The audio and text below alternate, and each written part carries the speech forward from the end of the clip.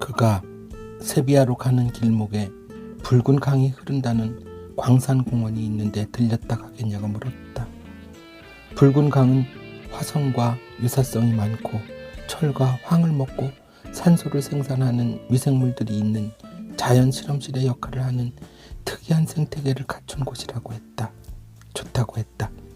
실제 광업을 했던 현장을 그대로 재현해 놓은 곳이 바로 광산박물관이었고, 그가 미생물에 관심을 갖고 설명을 해줄 줄은 꿈에도 생각하지 못했다.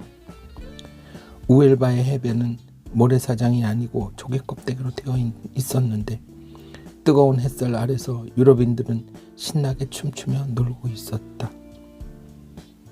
세비야 근처에는 우엘바 외에도 카디스, 말라가, 꼬르도바 등의 도시가 있는데 카디스는 다양한 양식의 성당들과 극장, 고대 성벽 등 볼거리가 많은 곳이다. 말라가에는 피카소 미술관이 있는 곳이고 꼬르도바는 이슬람 건축 양식의 건물이 많다고 했다. 그 세 곳이 모두 우엘바와 세비야에서 2시간 정도 거리에 있어 어찌 보면 시간 손실을 감수해야 할 만큼 괜찮은 볼거리가 있을 것 같지도 않았다. 피카소의 작품들이 있다고는 했지만 봐야 알 수도 없는 그의 그림을 보려고 몇 시간을 소비해가며 갈 필요가 없었다. 이미 우엘바에 와서 붉은 강을 보기 위해 기차를 탄 시간이 얼마고 여기서 보낸 시간이 몇 시간인데 그가 힘들어서 안 된다. 얼마나 피곤할까? 다음 계획을 얘기하는 그에게 다 그만두고 쉬자고 했다. 벌써 저녁 시간이라 세비야까지 가던가 아니면 여기 우엘바에서 쉬고 가는 것이 좋겠다고 했다. 다음 일정을 생각하면 세비야까지 가는 게 좋겠다는 그의 말에 따라 세비야에 가서 숙소를 잡기로 했다. 저녁이 되자 벌레들이 달라붙기 시작했다. 그가 버튼을 눌러 뚜껑을 덮자 차 안이 아늑해지고 그와 단둘이 있는 공간이 행복해졌다. 운전이 피곤하지 않냐는 말에 그가 힘들까 걱정되냐고 물었다. 망설일 필요 없이 그렇다고 했다. 차마 어제 꿈속에서의 황홀한 경험 때문에 아랫도리가 젖었다는 말은 못하고 그쪽 생각에 설레어 한숨도 못 잤다고 했다. 침묵하던 그가 내 손을 꼭 쥐었다. 부드럽고 따뜻한 손이었다. 가슴에 진동이 멈추지 않고 얼굴이 달아올랐던 그 시간이 얼마였을까? 커브길에서 살짝 손을 놓은 그가 말했다. 엄청 저돌적인 분이시네요. 제가 어떤 사람인 줄 알고 그리 단정적으로 말합니까? 완전히는 아니더라도 대충은 파악할 수 있는 나이 아니겠어요? 아까도 얘기했지만 저도 산전수전 다 겪었다고 했잖아요. 그럼 웬만큼은 알죠? 바보 아닌 다음에는요. 그가 잠시 침묵했다. 나는 남자가 지식이 있고 웬만큼의 부만 있으면 된다고 했다. 그가 다시 물었다. 잘생겨야 되는 거 아니냐고. 나는 코만 삐뚤어지지 않으면 된다고 했다. 그거야 하는 얘기 아닙니까? 요즘에 코 삐뚤어진 사람이 어디 있습니까? 코 삐뚤어진 사람? 지금에서야 말이지만 예전부터 코는 남성의 물건을 의미했다. 물론 코가 크면 남자의 아랫도리도 크다는 말이 있지만 그것은 말 그대로 속성일 뿐 증명된 것은 아무것도 없다. 하지만 그 코가 삐뚤어지면 어떻게 사랑을 할 수 있을까? 심히 걱정스러운 말이다. 어떤 남자들은 여성의 감각 부분을 공략해서 절정감을 주려고 자신의 것을 일부러 위쪽으로 휘게 수술을 한다고도 들었지만 그게 효과가 있는지는 모르겠다. 아무리 요조숙녀라 한들 남성과의 사랑을 통해 얻는 즐거움을 모르지는 않을 터 삐뚤어지지 않은 물건을 가진 남성이 필요할 것이다. 그가 내 말뜻을 알아차렸는지는 모르겠지만 이런 말을 했다. 나는 별로 가진 게 없어서 나를 만나면 늘상은 아니지만 어쩌면 대충 아무거나 먹어야 할지도 모릅니다. 그의 말이 채 끝나기도 전에 그건 내가 알아서 할게요. 라면도 좋고 김밥도 좋고 상관없어요. 그가 내 손을 잡아 자기 입술에 갖다 대었다. 그리고는 앞으로 다 큰 남자가 할 수 있는 여러 가지 즐거움을 느끼게 해주겠다며 내 손을 자신의 바지 앞섭에 올려놓고는 지그시 눌렀다. 그의 바지 앞섭이 부풀어 올라 있었다.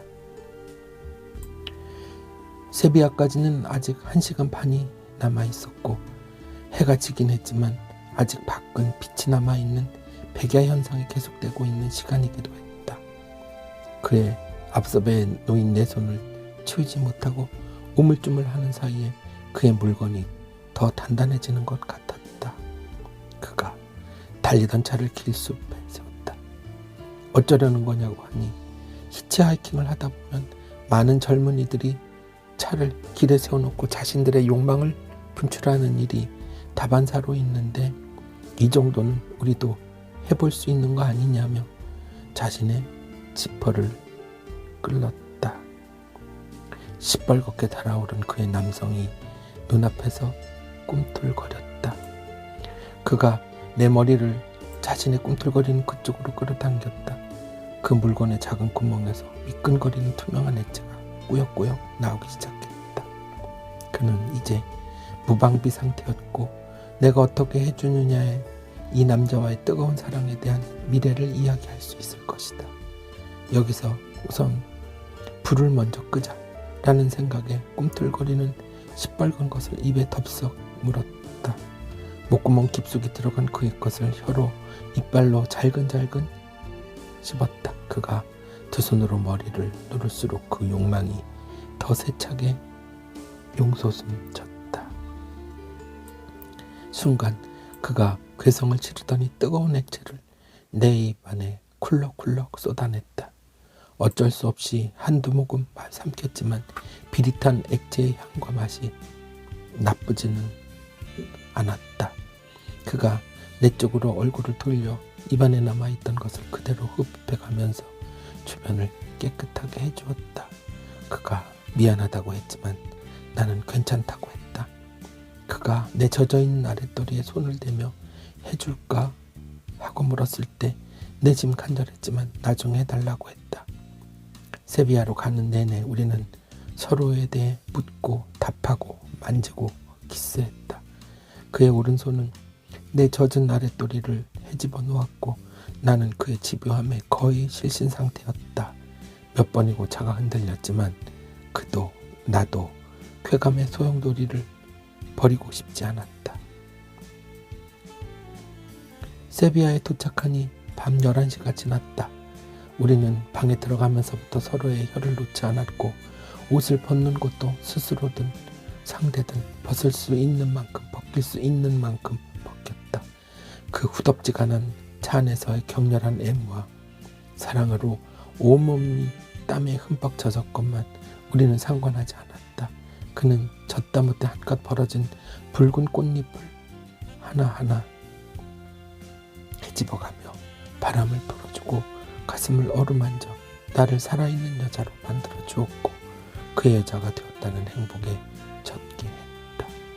그의 손이 내 몸에 닿기만 하면 저절로 다리가 벌어지고 그에게 안겼다. 세비야에 와서 사흘 밤낮으로 그와 뒤엉키며 모든 순간마다 그의 귀에 대고 나 하고 싶어 라고 했다. 어느 순간에도 그는 내 기대를 저버리지 않고 나를 그 절정의 꼭대기로 데려가 주었다. 세비야에서 사흘째 되던 날 밤에 프론트에서 전화가 걸려왔다. 사방에서 우리 소음 때문에 잠들기가 어렵다고 하니 미안하지만 퇴실을 해주면 좋겠다고 했다. 얼굴이 화끈거렸다. 남자는 그렇다 쳐도 여자인 내가 스스로를 새꼴이라 하며 사흘 밤낮을 그의 위로 올라가 말을 타면서 몸을 활처럼 휘며 탐닉하고 있었다는 것이 부끄러웠다. 절정이 가까워오면 양손을 그의 어깨를 잡으며 쾌감의 몸을 떨었는데 그 소리가 컴플레인을 만들었던 모양이다. 세비야에서 일정은 아무래도 좋았고 나는 그와 함께 있는 것이 좋았다. 다음 날 일찍 더 이상의 눈총을 받지 않으려고 세비야를 떠났다. 그라나다까지는 그리 멀지 않은 케밥으로 한 끼 때우는 걸로 했다. 아침에 청바지를 입으면서 허리가 헐렁하다고 서로 쳐다보며 희죽거렸지만 중간에 레스토랑을 들릴 생각은 추호도 없었다. 2시간 정도를 달려 그라나다에 도착했다. 오는 내내 살밤낮으로 있었던 그와의 은밀한 속삭임부터 시작해서 내 귀에 끝없이 퍼붓던 그의 음탕하고 더러운 말들을 그대로 그에게 들려줬다. 그의 음란한 말이 오감에 녹아들어 사지를 마비시키고 온몸이 저리는 내 욕망에 한껏 불을 붙여 타오르게 했다는 말도 했다.